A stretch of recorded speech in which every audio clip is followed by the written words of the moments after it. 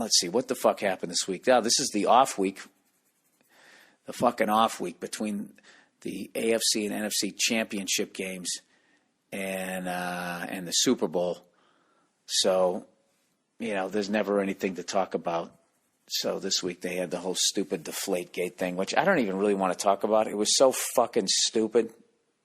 You know what I mean? It was almost like ESPN should have got sued or whatever. You're not supposed to cry, like you're not supposed to yell fire in a crowded movie theater. That's literally what they were doing. It was the stupidest. The Colts lost by 38 goddamn points.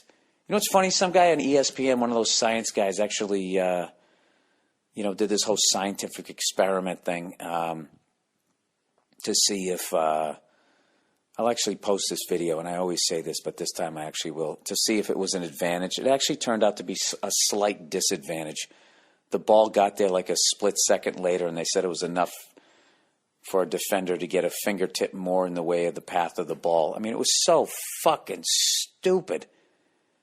I swear to God, man, I'm trying to come up with a theory here. I just think, generally speaking, people are sick of the Patriots and they fucking hate Bill Belichick. And I know right now that you guys are going to roll your eyes and whatever. I understand that you're like, well, this guy's a fucking Patriots fan. I don't want to hear it. But well, just hear me out here. This is what I love about Bill Belichick, is even in the press conference after the game and the press conference before his next game, that's already part of his game plan. Everybody always sits there and they talk about how he's so boring.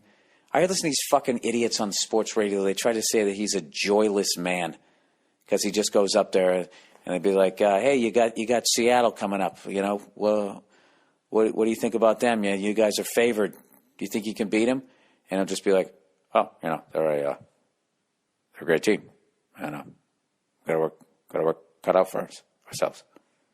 He would do that if you were playing like the fucking Tampa Bay Buccaneers. They're a great team, and it's going to be a tough game. Got to work cut out for ourselves. He knows what he's doing, okay? Because sports media, they're lazy. They're pieces of shit, and they fucking take whatever you say, and they only fucking take a clip of it, and they twist it around, and it's bulletin board material for the other team, or it creates a fucking controversy and a distraction in the locker room, so he gives them nothing. So they don't like him. So they're looking to take the piss out of him. You know who the media loves? They love a guy like Rex Ryan, who's going to fucking come up and just be like, we're going to win the Super Bowl. I wrote it on a bus, right? Right there. Rex Ryan will write 16 articles for you in one press conference. He's going to give you your whole fucking season. And as a writer, you don't even have to work. You just put your feet up. All right, either he does it, and he's like Babe Ruth calling the home run shot, or he fails, and we get to take the piss out of him. Done. Bill Belichick gives him nothing. He makes him fucking work. He makes him actually watch the goddamn game. That was the biggest non-fucking story I've ever heard. And, I'm over here. I went on NewYorkPost.com, and I saw how Richard Sherman was kind of trying to suggest that we have this fucking special relationship with the commissioner. I love how people just can't see the dirtbag shit that they're doing. Do you know the Seattle Seahawks have had the most people test positive for performance-enhancing drugs since 2011, including Richard Sherman, who also tested positive, and then he said, oh, it was a banned substance, and I took a sip off of another player's drink. You know what I mean? And I sipped it. I didn't know it was in there. So he got out of it. Now, I'm going to choose to believe him. Okay? If I can choose to believe him, why can't he give us the fucking benefit of the doubt? Really? That's why it's in there? You took a sip of your buddy's drink? Who? Fucking Mr. Blonde? Who then did the time for you? And he did it like a man. He's going to come in here and decide out of the fucking blue. Give me a fucking break. Okay? Seattle Seahawks with their goddamn stadium that makes their crowd sound louder than it is. Is that cheating? Your own fucking coach who got busted so bad in the NCAA, they actually took a championship away from the guy. And this is the fucking thing. I'm not a Seahawks fan, and I don't give a fuck about any of that shit. I don't give a shit if Richard Sherman was hurt and he did a fucking cycle to get through it. I don't give a fuck. I think they ought to be able to do it. I said that on Bill Maher. The fucking NFL players ought to be able to take steroids, and they ought to be able to smoke weed after the fucking game. They ought to be able to heal up their bodies and fucking, smoke a little weed, take away some of the pain. And there's actually arguments out there that saying the medicinal purposes of the fucking drug could actually, combat Alzheimer's, and there's new studies saying that. I don't know if it's fucking true, but I just think if you're going to, beat the shit out of your body, these fucking Adonises that with two fingers could throw me across the room in their 20s and in their 40s couldn't fucking beat me in a foot race, across a fucking hotel lobby. I mean, I just feel like these guys, the damage that they do to their bodies, it shortens their lives and the quality of life that they're going to have when they are alive. I really think that they ought to be able to, steroids, it's almost like medicine. I don't know. That's just my feeling. And hey, you want to build a fucking stadium that makes your crowd louder than it is? That's not against the rules, but it's kind of a what the fuck, considering that Seattle was unbeatable at home and was pretty fucking human on the road for a couple of years now. I still don't even give a shit about that. And as far as that Pete Carroll breaking all those fucking rules to the point that they took away a Heisman Trophy and a national championship, old sneaky Pete, fucking sitting there telling Mark Sanchez that he was leaving college too soon, and then all of a sudden the NCAA's at the front door and he sneaks out the back door like a fucking rat and abandons all those goddamn kids that he told when they signed their scholarships that he wasn't fucking going anywhere. He saved his own ass and he ran out the back fucking door. And you know what? That's Division I college football. That's how it's fucking done. I don't give a fuck. I look at Pete Carroll like he got caught. He might have been a little worse or a little less. Who the fuck knows? But it's just the way it works. It's the way it fucking works. So the same way your defensive back grabs a handful of jersey and then the announcers go, hey, if you can get away with it, good for you. It's the same fucking thing. So you got all that shit going on. This is what kills me. Seattle's actually going to be riding into the Super Bowl wearing the white hat, which is fucking hilarious to me.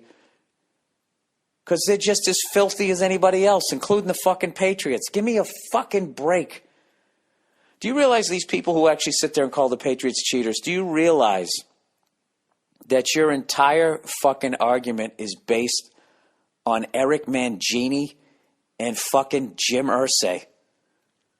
Okay? Not exactly the most upstanding citizens. I know I've talked about Jim Irsay before, but I'll talk about the guy again. That guy could not beat the fucking Patriots. His team could not beat the Patriots 10 years ago. We fucking manhandled his receivers during this game. He bitched about it. Peyton Manning bitched about it to the refs after the game. The refs were like, whatever, it was legal. The fucking Pro Bowl comes along. Peyton Manning is still bitching about it. After the Super Bowl, Irsay and they make a fucking tape and they send it to the league, and the league goes, the Patriots did nothing wrong. That is legal. Jim Irsay sat on the rules committee, and the very next year, the way the Patriots were covering the fucking Colts was now suddenly illegal. And after 5 yards, you couldn't touch him, and you just had to escort him down the field. And they had Peyton Manning in his prime. Well, guess what? The Colts beat the Patriots, and then they won a Super Bowl. Is that cheating? Is that gamesmanship? And as far as the Spygate thing goes, there was a league-wide memo telling everybody to stop doing it. Okay? To stop having a fucking cameraman standing down there on the sidelines in front of all the fans. They told everybody to stop doing it. Eric Mangini fucking built his resume doing that shit. Oh, Jesus, somebody just rang the door. Am I going to get in trouble here? Whatever. So give me a fucking break. So the Patriots get caught, and then all of a sudden they question their entire fucking legacy. Oh, and then meanwhile, we go off and win like fucking 13 games every goddamn year for the rest of the fucking time. And then people are like, well, you didn't win a Super Bowl. And it's like, oh, yeah, that has nothing to do with our defense. That has to do with the fact that we weren't fucking filming people. Give me a goddamn break. Because I'll tell you this right now. If just filming the other team got you a goddamn dynasty, every fucking team in the league would still be doing it. They'd be just doing it right up from the coach's box. There's no camera with a zoom on it. And if you think people aren't fucking doing that now, stealing goddamn signs, absolutely they are. Hang on a second, there's somebody here. Hold on. Hello? Oh, hey, room service? All right. Set it down right there. Why should I put the tray for you? You just put it right there on the table. Right here. This table. Okay. Yeah, beautiful. Sorry about that. There you go. You like that? That was actual room service. Captured on a podcast. So whatever. All you guys out there, all you Patriot haters, you can run all you guys can run your mouths all you want. I don't give a fuck. Okay? Your team's doing shit too. Okay? I love how only we get questioned about that stuff. The Saints were taking out bounties on other players. Does anybody question their Super Bowl title? I don't. You know? Did you guys see Fran Tarkenton losing his mind? He's still talking about Super Bowl IX. When he showed up and he talked to his lineman, was it Stu Voigt? Is that was the guy's name? It's like a Hall of Famer. And he's looking over at the Steelers and he's looking at the Vikings and he just goes, how come they're so much bigger than we are?